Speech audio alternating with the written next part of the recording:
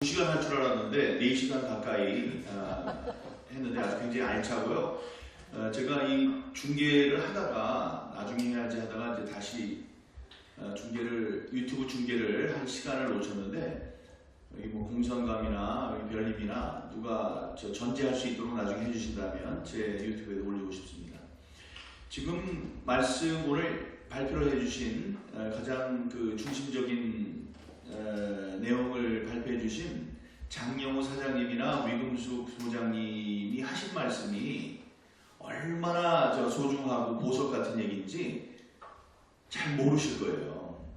그리고 이게 특히 이 정치인들 사이에서는 이런 말씀을 알아듣기가 힘듭니다.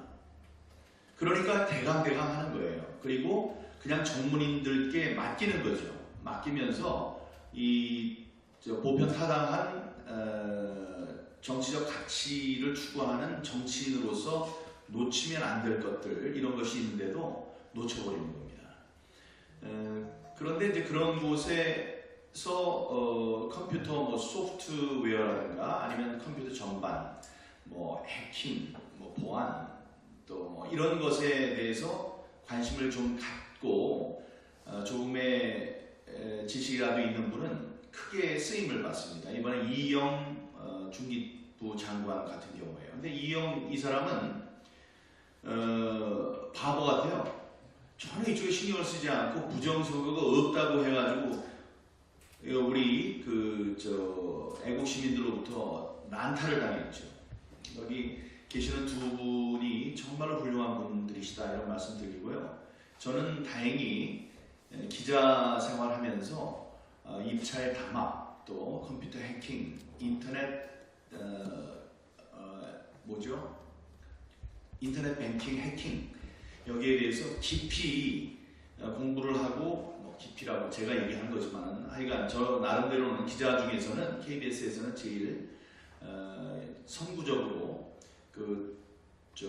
취재를 해서 다큐멘터리도 2개나 만들고 특종상도 받고 대한민국 방송 대상도 받고 그랬습니다. 그래서 원래 이제 관심이 있었고 그런 경력 때문에 제가 이번에 제 지역구뿐만이 아니죠. 전국 혹은 미국까지 합친다면 전 세계를 덮친 이 부정선거의 물결을 한눈에 보고 눈치를 챌 수 있었습니다. 제가 할 말이 많지만 한 45분까지 10분 동안 한다고 생각을 한다면 이런 에피소드를 여러분과 함께 나누고 싶습니다. 이건 굉장히 오해를 받아서 제가 괴로웠던 기억도 있는 초기 부정선거 투쟁에서 힘들었던 그것도 내부에서 공격을 받아서 힘들었던 기억이 있는 그런 에피소드입니다. 제가 어디 누구한테 보내주셨겠죠. 보내주신 유튜브를 보게 됐는데 그 유튜브는 제가 볼 당시에 600명밖에 보질 않았어요. 그러니까 유명한 유튜브가 아닙니다. 근데 그게 좌파에서 하는 대담 프로그램 같은 거였어요. 그러니까 유명하지 않죠. 뭐 올린 게 600밖에 안 보고 그러니까.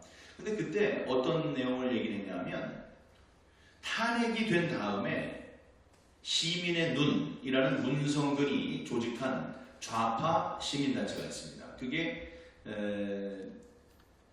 이 공정한 선거를 위해서 투표 과정을 감시하자는 시민단체예요. 그 시민단체에서 여기 계시는 이 두 분 같은 컴퓨터 전문가, 프로그래머, 기술자 이런 사람을 대동하고 어디를 들어가느냐? 중앙선관위를 쳐들어갑니다. 그런 다음에 뭐를 요구하느냐? 너희들 지금 이 전자 개표기와 관련된 프로그램을 깔아 내 앞에서 보여달라고 그래요. 그러니까 당신들이 뭔데 그러냐? 그러니까 너희들 죽을래? 뭐 이렇게 좀 험한 얘기하는 거예요. 지금 세상 바뀐 거 모르냐? 이러니까 이 개표기를 만드는 회사의 사람이 그 위력에 이기질 못하고 위력을 당할 수 없어서 그 프로그램을 공개를 합니다. 근데 거기에서 뭐를 발견하느냐? 이 각 개표기마다 폴더라고 한 것 같아요. 그냥 폴더, 이름이 폴더인 폴더가 전부 다 설치돼 있더라. 근데 그거는 기술자 입장에서 보면은 쓸데없는 거고 있으면 안 되는 폴더였다. 거기 있는 프로그램을 거기다 잠깐 넣었다가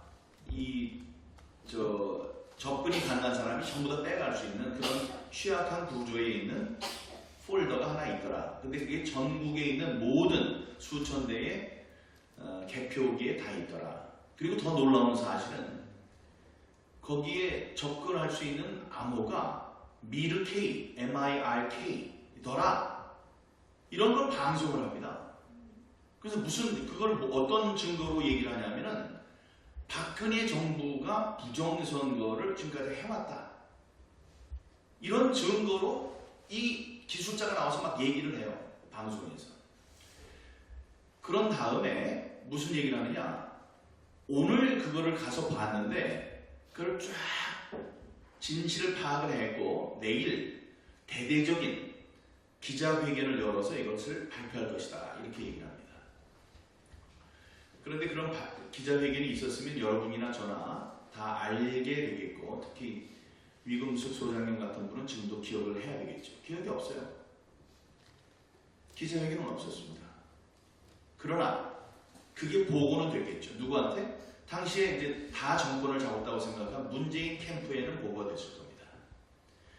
지금부터는 이른바 뇌피셜입니다. 제가 어떻게 했느냐. 이게 짜자자잔 이런 문제가 있어서 중앙선관위에 갔더니 이런 얘기가 있고 미르K라고 하는 걸 보니까 뭐 박근혜 대통령이랑 관계가 있고 지난번에 모두 부정선거를 한 게 아닌가 이런 게 있습니다. 내일 기자회견을 하려고 하는데요. 이런 게 보고가 됐을 겁니다.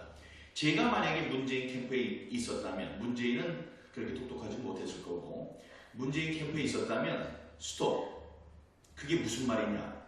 엄청나게 중요한 얘기니까 기자회견 스톱. 없던 얘기를 하고 기술자 불러와. 이렇게 했을 거예요.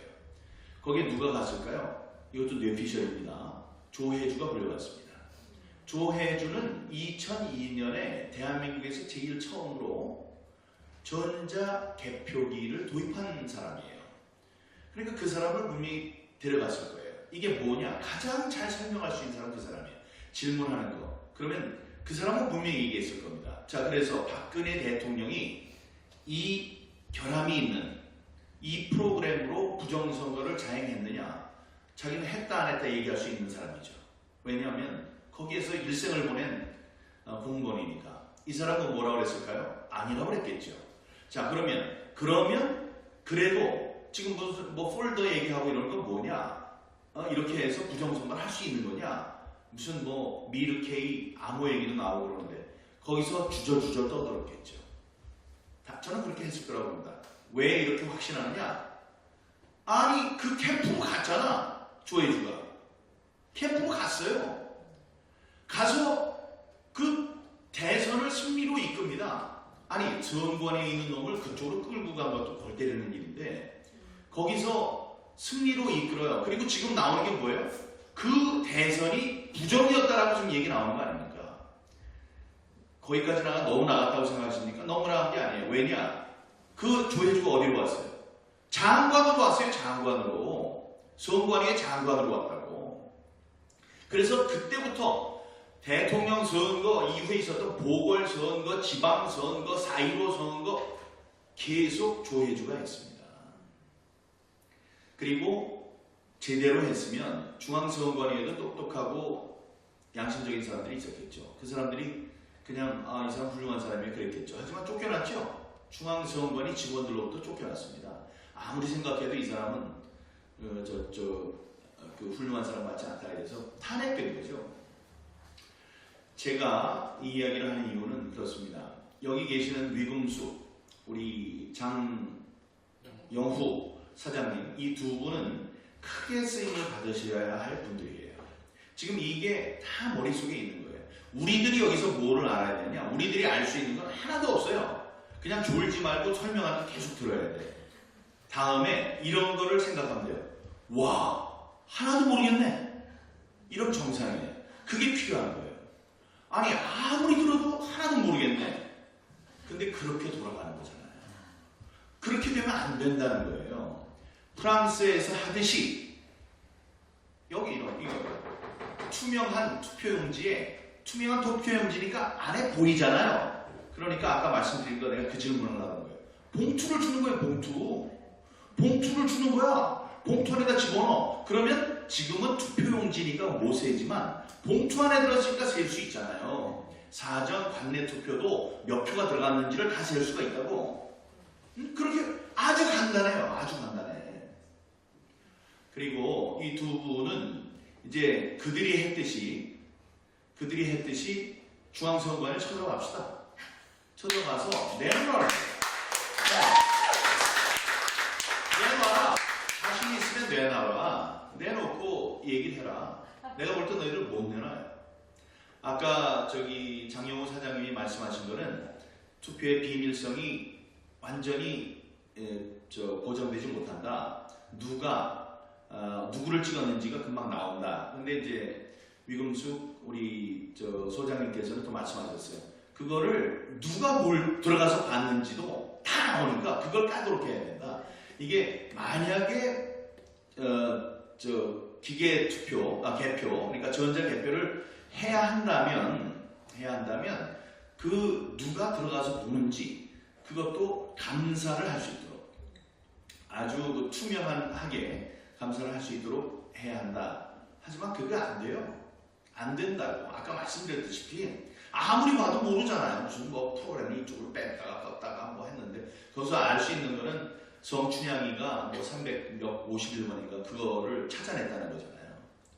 그거는 지난번에 경주 연수원에서 찢어진 투표용지 사연이 많은 거죠. 여러분들이 쫓아가가지고 찢어진 투표용지를 발견했는데 QR코드만 갖고 딱 알아냈어요.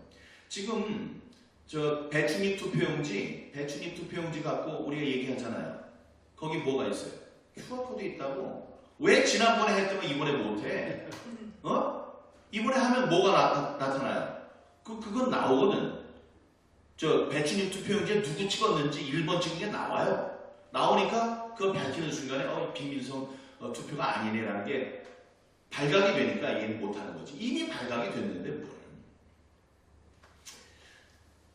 1분만 더 쓰면 이제 정치 분야를 쓰라고 했는데 정치는 윤석열 당선자가 머리가 있어서 자기가 살고 싶다면은 부정선거 재판에 깊은 관심을 갖습니다. 다음에 한동훈 법무부 장관이 제대로 된 장관이고 이 세상 지금 어디에 초점이 있는지를 정확하게 짚는 사람이라고 얘기를 들었어요. 젊은 사람이. 근데 그 사람이 아직도 그 총기가 있다면 특검을 활용합니다. 특검 활용해서 지금 이렇게 떠들어대는 우리는 그냥 말로 하고 그러는데 사람도 강제 구인하고 다음에 압수수색도 하고 해서 누가 어디에서 잘못했는지를 밝혀냅니다. 그것을 그 사람들이 해야 할 거고 하리라고 생각합니다. 다음 법정에서는 이 천대엽, 조재현, 이동원, 민유숙 네 사람이 이 민심의 무서움을 안다면 또 자신들의 어깨에 얼마나 중요한 판결이 놓여진 것인지를 안다면 정의로운 판단을 해야 할 겁니다. 정의로운 판결을 내리면 우리들이 핏값으로 주고 산 지난 3.15 부정선거를 우리가 광정했습니다. 그걸 고쳤어요. 고쳤기 때문에 지난 60년 동안은 부정선거 생각 안 하고 잘 살아왔습니다. 그런데 이게 그때는 피를 흘렸죠. 고대생들도 죽었고 다음에 김주열 씨도 죽었고 김주열 학생도 죽었고 그런 것 없이 해보자고 지난 2년 동안 우리가 열심히 싸워온 겁니다. 싸워왔는데 이 사람이 땅땅땅 옳게 하면 피 없는 무혈 시민 혁명이 완성되는 거고 잘못된다? 그럼 피를 흘려야죠. 저는 감히 얘기합니다. 피 흘립니다. 그는 이제 시민 폭동이 일어날 거예요. 그렇게 되길 원하고요. 다음에 언론이 있어요. 언론, 사법부, 다음에 대통령과 행정부. 언론은 뭐냐? 지금까지 안 했습니다. 보도를 안 했어요. 왜? 가장 큰 피해자가 국민의힘 당인데 국민의힘 당에서 없었다고 난리를 쳐요. 다음에 있다고는 저를 잘랐어요. 그건 정말로 부당한 겁니다. 정말 억울하고 잘못된 겁니다. 이거는 고쳐져야 됩니다. 자, 그런 사람들이 최대의 피해가 없었다고 얘기를 하니 자기네들이 어떻게 쓰느냐라고 저한테 얘기를 해요. 제가 기자 출신 아니에요. 기자 출신이어서 그 지금 잘 나가는 조선일보, 여러분 이름만 대면 아는 논설위원, 중앙일보의 논설위원, 저 문화일보의 논설위원, 이런 후배들을 찾아가서 얘기를 한 거예요. 근데 그 사람들이 그렇게 얘기를 한 거예요. 자, 그런데 엄청난 일이 생겼습니다. 어제 이름이 생각이 안 나요. 복거일, 이게 깜빡합니다. 복거일 작가님께서 굉장히 긴 장문의 그 대담 기사가, 그분의 대담 기사가 월간 조선에 난 거예요. 거기에 우리들이 생각하는 걸 전부 다 정리를 해주셨어요. 자, 그렇게 되면 지난번에 여기 안동데일리 뭐 너무 열심히 해주시고 좀 갔는지 모르지만 저 뒤에 뭐죠? 데일리, 예, 저 계시고 파이낸스 투데이 간 것 같고 저 뒤에 여성 기자분 계십니다. 예, 그분 열심히 해주고 계시지만 TV 조선에서 방송했죠. 월간 조선에서 기사 나왔죠. 매체가 2개 나왔어요. 주간 조선 있네.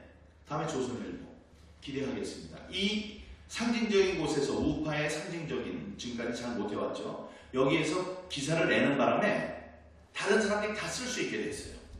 그리고 여러분 꼭 이 월간 조선에 이번에 보도된 복거일 선생님의 대담 기사를 꼭 읽어주시기 바랍니다. 거기 총망라되어 있습니다. 우리들이 지금까지 걱정하고 두려워했던 게 어디 당당하게 나가서 해도 사람들이 다 놀려요. 조롱해, 나를 또라이라고.